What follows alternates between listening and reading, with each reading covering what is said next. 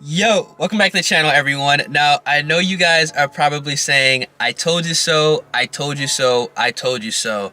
But you guys read from the title of the video, I pretty much blew the transmission, the stock transmission, on my 350 plus wheel horsepower Turbo FRS. Now, it's either one or three things that happened to the trans. Let me go ahead and explain the whole kind of ordeal. Whenever the car is not turned on, I can rotate the gears. I can go in reverse, first, second, third, fourth, fifth, sixth, no problem. Now, whenever the car is on, I cannot go in reverse. Now, I've not been able to go in reverse for the past like 3 days or so. The only way I can get into reverse, and when it does go in reverse, I have to literally pry it out of gear, is if I start the car in that gear. First gear, I literally have to do a kind of dance with the trans where I have to put it in third, put it in neutral, go back to first. Second gear, very difficult to go into second. It grinds into third, it grinds into fourth. So I either think that I need new trans fluid, I think potentially the synchros are going bad, or it's a throwout bearing, which I don't think it's a throwout bearing because I would be able to hear if a throwout bearing is going bad. Now, the weird thing about this is I didn't do any, like the trans did not go out like when I was doing pulls, because I have not really put this car in a boost at all for over a week, because you guys know I'm pretty much still on a tune to where it's not technically recommended for me to actually like put the car under so much load. And I'm waiting for, you know, my intercooler as well as my oil cooler to be pretty much installed in the car. I actually get those in the next 2 days, so I'm going to be doing the trans, the intercooler, the oil cooler, as well as my flex fuel kit, because you guys know from previous video I had to purchase a flex fuel kit all at the same time, and that's all gonna be put on the car, obviously with a base map that's going to be able to run the car optimal until, you know, we start data logging it with that upgraded intercooler as well as the flex fuel kit. So I don't know really what's going on. I don't think it is a throwout bearing, but for the most part the trans has to be taken out. I already have a spare. This trans, I mean, it took a beating. I mean, I'm putting down more power than it obviously can hold, and considering the fact that I ran the car on the power it was at for almost a year and then had a sudden increase in power as well as torque, it makes sense to why the trans is going out. So I'm just gonna go ahead and swap the trans regardless, and then with the trans that I have currently in the car, once it's out, I might either send it to get carbon synchros rebuilt, whatever it's wrong with it, or just go ahead and just swap it to the CD 009, because obviously when I do get the built motor and the bigger turbo, we're gonna be pushing a lot more power, and the stock trans is 110% not gonna hold that long. So that's pretty much the ordeal, what's going on with the car.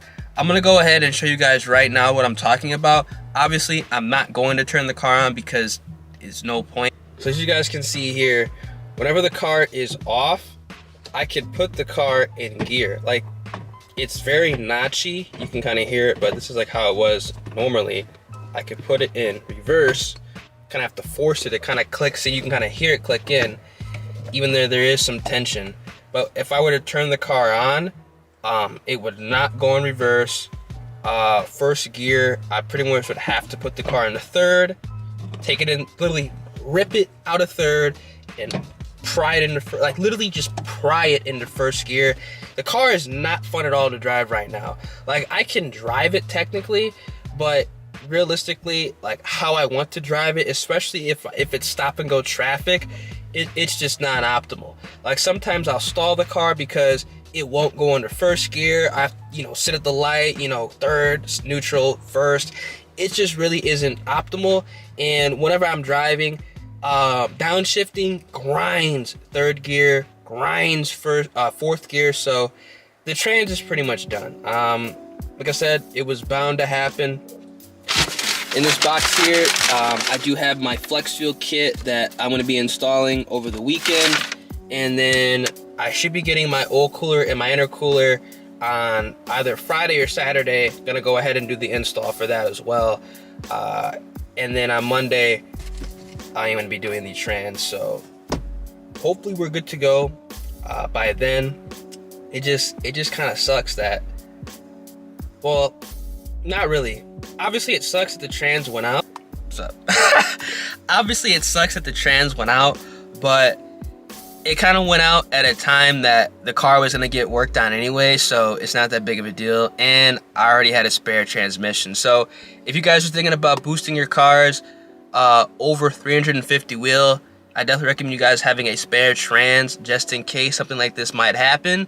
And if it does happen, obviously with the trans that's messed up, you know, you could do one or two options. Send it in to get carbon synchros to be rebuilt, or you guys could just do a CD09 swap and hopefully not run into this problem anymore. So that's the situation with the car. Otherwise, everything else is pretty much solid. The tune that I'm on is kind of a modified tune that I was previously. I haven't ran the car in map 2 in over a week, so I'm kind of boost deprived a little bit because the car, it was ripping on map 2. It really was ripping on map 2. Now also, damn, I kind of messed up my front lip, but at the same time, I was gonna take it off anyway. I'm gonna go ahead and show you guys exactly what I'm talking about with the front lip. You guys can kind of see here, kind of messed it up right here, and then I completely kind of chipped it, like right here. I mean, it's not that big of a deal because I actually was gonna take this front lip off anyway because the entire front kind of grill area was gonna be filled up with the black intercooler. So obviously having the Max Design logo would kind of look kind of weird like that. I think the cars would look better with just, you know, no front lip and then just having the big intercooler, but let me know what you guys think. It is hot as hell and nice as hell outside too. But yeah, that's kind of like the updates on the car. Sorry it's not a POV drive video, but it is what it is. For the front lip, honestly, I'm either gonna do one or two things with the front lip. Now, I don't know if I'm gonna get the same front lip as I had previously and just take off, maybe just kind of file down that kind of logo or just maybe just paint over it. I don't know what I'm gonna do, but I think I'm gonna just go ahead and wait, get a front bash bar, because I do need a front bash bar. Hopefully JDL starts making those again very soon, and then I might go ahead and just actually buy a Versus front splitter and mount the rods to the bash bar, because that's technically what you're supposed to do. Or I'm going to put on a BRZ front bumper, change kind of the canards on the side of the car, maybe to like a TRD one. It kind of be like a Frankenstein build, like a TRD canards, and then run the full STI aero. Don't really know what I'm gonna do, but I mean, that's kind of irrelevant stuff. I care about kind of like the power mods for this build. So I'm just gonna take off that front bumper, or not the front bumper, the front lip. And it was kind of a cheap one anyway, and I think it'll look better without it, especially with that black intercooler. It's gonna look badass with that black intercooler completely covering that front grille. So we'll see. But yeah, like I said, I want to make this video, let you guys know exactly what's going down, because obviously I know some of you guys are very interested in kind of the status of the car, especially when you're running, you know, upwards of 350 wheel, closing in on 4. Again, when all this is done, the full tune is complete with the 15 PSI map.